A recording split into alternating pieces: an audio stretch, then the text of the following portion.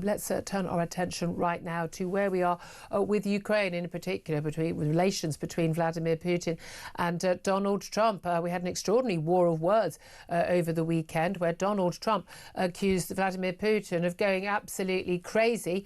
And now then we had Vladimir Putin sort of doing a war of words back, talking about how Donald Trump, well, Kremlin saying that Donald Trump was suffering from emotional overload. Well, let's talk about this with Sean Bell, who's a military and defence analyst. A very good morning to you. Morning, Julia. Thanks for joining us. Now, I mean, while people are dying, and again, so much focus has been on Gaza in recent months, but, you know, at the end of the day, we've got innocent men, women and children being targeted in blatant attacks on civilian areas and civilian structures by Russian forces. It seems a bit glib and silly to be talking about silly war of words between two ego-maniacs, the Russian and the American president. But actually, when it comes to this international diplomacy and the attempts to get some sort of peace on the ground in Ukraine, it is going to come down to the relationship between these two men and the trust or lack of trust that is there. What did you make of that war of words? Well, Julia, I think you capture it quite nicely. The danger is there is a war raging. Let's be quite clear that Russia is in the ascendancy at the moment. It's making advances on the front line. It is winning.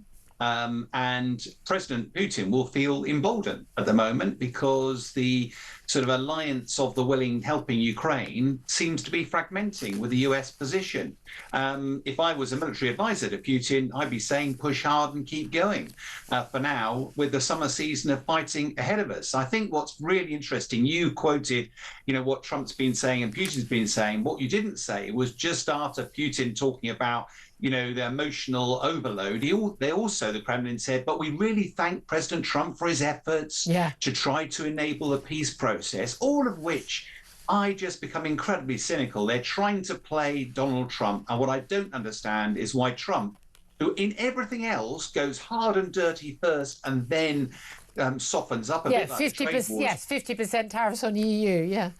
So why doesn't he do the same with this? Because he's forced President Zelensky to the table, yet he's only been nice to President Putin. If he was to impose 50% tariffs on every country that bought Russian oil, Russia's economy would collapse in a heartbeat and Russia would be forced to the table. And that is the really, really frustrating thing, is that Donald Trump does have the power, and yet he's insisted since he came into office, well, before, since, and after that, and in and after that Oval Office meeting when he berated Zelensky, he kind of thinks that somehow Putin is the wronged soul and just accidentally found all of his men and all his weapons and tanks in Ukraine and just can't get out of it. And this poor man, and everyone's saying horrible things about him. I mean, it is utterly bizarre. A number of the things that he does say about what's going on there, for instance, like the millions of people being slaughtered. Again, too many people, but nowhere not even remotely resembling a million.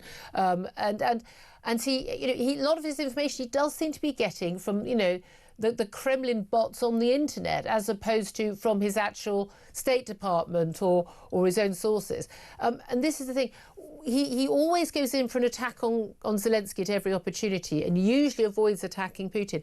Do you think there is any possibility at all in coming months that we are going to see Donald Trump doing some sort of deal with Putin which can safeguard the remaining unoccupied areas of Ukraine and guaranteeing that land, or that Vladimir Putin basically pushes it too far?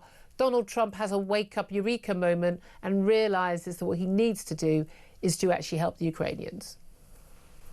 Yeah, there's a lot in there, isn't there, Julia? I mean, I do think in principle, let's assume for a second that the leader of the free world is probably not a nutcase, that actually he genuinely has the right instincts, and they are to somehow bring the war to an end. And by somehow acting as some sort of intermediary, and actually bluntly, America does have the power to do this, as we've just discussed.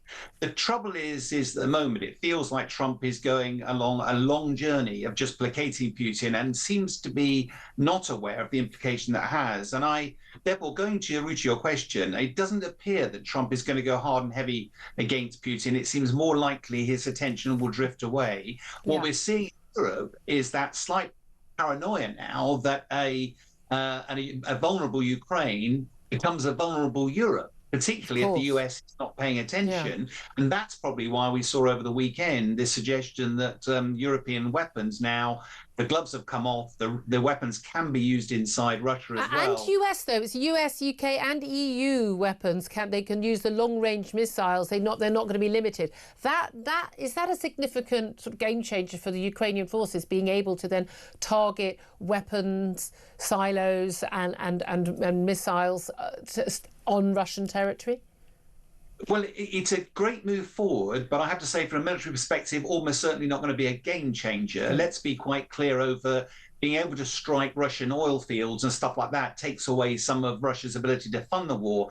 But Ukraine's been very effective at generating its own long-range drones that have swarmed across and attacked these. I do think it's a key symbolic moment that Europe has recognized that we've got to do something else. We've run out of war stocks of stuff. You can't nip down to Sainsbury's and restock the war stocks. And therefore, what are we going to do? How do you stop Putin, particularly given that he feels emboldened, particularly the success he's enjoying on the battlefield at the moment? Yeah, I mean, that's been interesting. Donald Trump saying, look, this is Putin's war, Zelensky's war, this is, this is Biden's war. It's kind of not my problem. And as you say, if he walks away, then it will become our problem. Can I ask you also about Russia's official denial of any involvement in those arson attacks linked to Keir Starmer? Arrests have been made, charges have been brought involving men from a variety of different countries.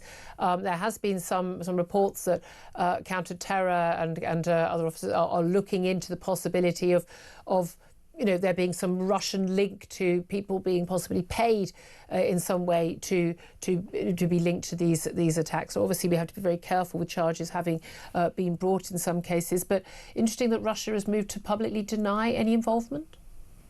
To be honest, Julia, when I heard this story, I laughed, because if you genuinely are going to have Russia targeting our Prime Minister or do some acts somewhere in the UK, I think they'd do a lot better than simply setting fire to one of his residences. I think you could be a lot more decisive if you were going to do something like that. But it has to be plausible deniability, doesn't it? It's just sort of stirring trouble at the outskirts. Yeah, but you can do a lot more stirring trouble with cyber by infiltrating different systems, by infiltrating defence, medical services, the like. Russia is infamous for spreading its tendrils in a number of different ways. So I don't know whether they were going about setting fire to one of the Prime Minister's residents, but bluntly, I think it's really unlikely. If they were going to have a go at us, they'd do it a lot more effectively. Very interesting. Sean Bell, military and defence analyst, thank you very much indeed. Tom Slater, can I bring you back to the conversation more focusing on Ukraine? What did you make of this sort of, war of words, this sort of tit for tat, but clearly Russia, the Kremlin, constantly trying to keep in Donald Trump's good books? Well, I think they've clearly started to push their luck. I mean, for a long time, they were able to bank on what, in Trump's own words, was quite a warm relationship with Vladimir Putin. He said that in the past 48 hours. I've always gotten along with him. They didn't want to end the phone call. They were having such a lovely chat. Absolutely. So it's not